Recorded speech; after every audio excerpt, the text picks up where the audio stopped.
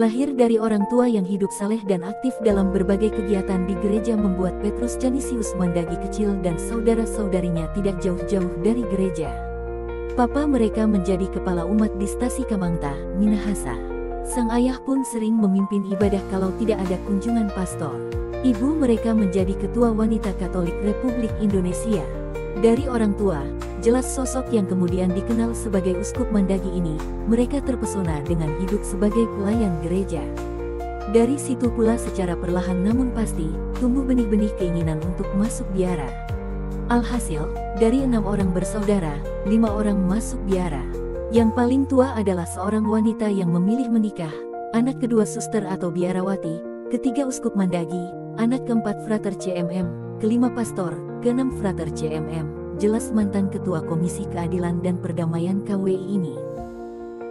Yang mendorong tentu saja adalah semangat untuk melayani orang lain, seperti dicontohkan oleh orang tua, tambah mantan provinsial MSC yang menerima tahbisan imam pada tanggal 18 Desember tahun 1975 dan tahbisan uskup pada tanggal 18 September tahun 1994 ini.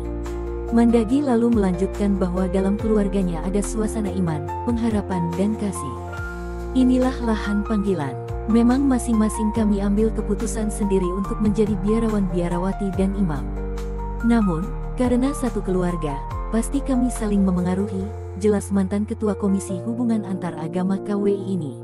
Uskup Mandagi lalu menitip pesan kepada keluarga-keluarga Katolik untuk mewarnai hidup keluarga dengan iman, harapan dan kasih. Orang tua menurut Mandagi, harus menjadi contoh. Momen Natal acap kali dijadikan momen syukuran dari keluarga Mandagi Dolang, karena beberapa anggota keluarganya menjadi uskup serta hidup membiara 50 tahun dan 40 tahun.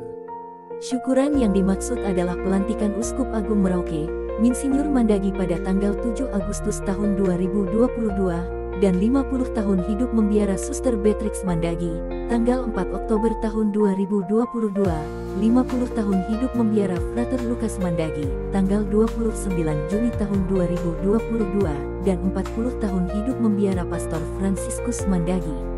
Misa yang dipersembahkan Monsinyur Petrus Canisius Mandagi, Uskup Keuskupan Agung Merauke ini, sebagai selebran utama, didampingi Uskup Manado Monsinyur Benedictus Estefanus Roli Untu.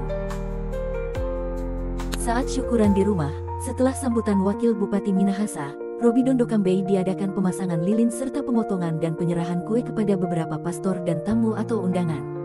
Acara ini dipandu Kadis Kominfo Minahasa Maya Kainde. Monsinyur Mandagi baik dalam khotbah maupun sambutannya di gereja mengurai sejarah perjalanan anggota keluarganya, bagaimana bisa melahirkan rohaniwan atau rohaniwati dari keluarga Mandagi, Dolang, asal Kamangta. Keberhasilannya menjadi Uskup Agung Merauke, yang sebelumnya Uskup Amboina, Suster Beatrix, Frater Lukas dan Pastor Fransiskus, bahkan Frater Herman Mandagi, dimulai dari keluarga. Selain itu adanya doa dari kedua orang tua mereka. Kedua hal tersebut, ungkap uskup yang suka bicara apa adanya, yang membuat beliau dan kakak Suster Beatrix dan adiknya Frater 2 orang, dan pastor bisa seperti sekarang ini. Monsinyur Roli Sapaan Uskup Manado, di awal sambutannya menyampaikan selamat atau profisiat kepada Uskup Mandagi yang sudah emeritus Uskup Amboina, namun kemudian dilantik sebagai Uskup Agung Merauke dengan 5 wilayah keuskupan. Suster Beatrix, Frater Lukas dan Pastor Fransiskus yang masing-masing hidup membiara 50 tahun, serta juga Frater Herman Mandagi yang tahun lalu merayakan 40 tahun hidup membiara.